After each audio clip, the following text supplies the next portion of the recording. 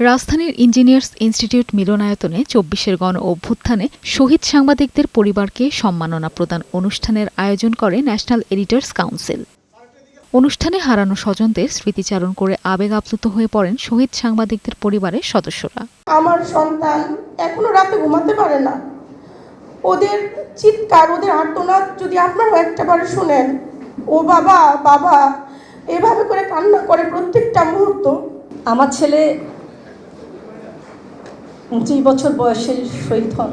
তীব্র লড়াইটা দেখেছিলাম তার চোখে মুখে শরীরে। সে কিন্তু তার জীবনটা দিয়েই কিন্তু তা প্রমাণ করে দিল। এ সময় জুলাই অভ্যুত্থান এবং গত ১৭ বছর স্বৈর সরকারের আমলে সাংবাদিকদের অবদান তুলে ধরে তা মূল্যায়নের দাবি জানান ন্যাশনাল এডিটর্স কাউন্সিলের সিনিয়র সদস্যরা। ১৭ বছরের জার্নালিজমের আমলনামা নেওয়া উচিত সত্যিকার অর্থে। এটা আমাদের সামনে এগোনোর জন্য এটা দরকার। আমরা কি জার্নালিজম করছি, কি মনস্টার পয়দা করা হয়েছিল ১৭ বছরে। হাসিনা কিন্তু পয়দার পিছনে সাংবাদিকদেরও তো ভূমিকা আছে। ন্যাশনাল এডিটর্স কাউন্সিল যতদিন আছে ততদিন জুলাই বিপ্লব আমরা ভুলতে দেব না ইনশাআল্লাহ। সেই জুলাই বিপ্লবের বিরুদ্ধে যতই ষড়যন্ত্র চলুক না কেন, দেশের ভেতর থেকে কিংবা দেশের বাইরে থেকে। প্রধান অতিথির বক্তব্যে বিএনপি মহাসচিব মির্জা ফখরুল ইসলাম আলমগীর বলেন, স্বাক্ষরিত জুলাই সনদ বাস্তবায়নে অঙ্গীকারাবদ্ধ বিএনপি, তবে তা বাস্তবায়নে সংবিধান সংশোধন কমিটিতে বিরোধী দলকে যোগ দেওয়ার আহ্বান জানান তিনি।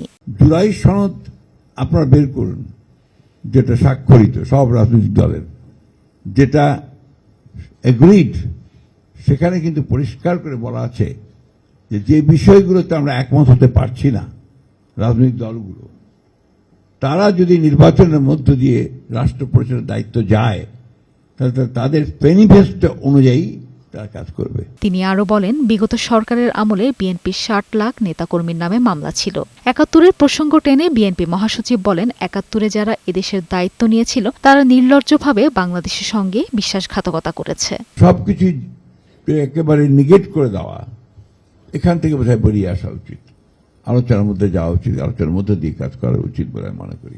যারা এখানে আছেন, শহীদ মাতা, শহীদ স্ত্রী, শহীদের স্ত্রী, তাদের প্রতি তো আমাদের আসলে দায়িত্ব অনেক, কাজও অনেক। গণমাধ্যম সহ সব প্রতিষ্ঠানে তোষামোদী বিরাজমান উল্লেখ করে মির্জা ফখরুল বলেন, এ থেকে বেরিয়ে আসতে বড় ধরনের বিপ্লবের প্রয়োজন। মেরিন আমিন, বৈশাখী সংবাদ, ঢাকা।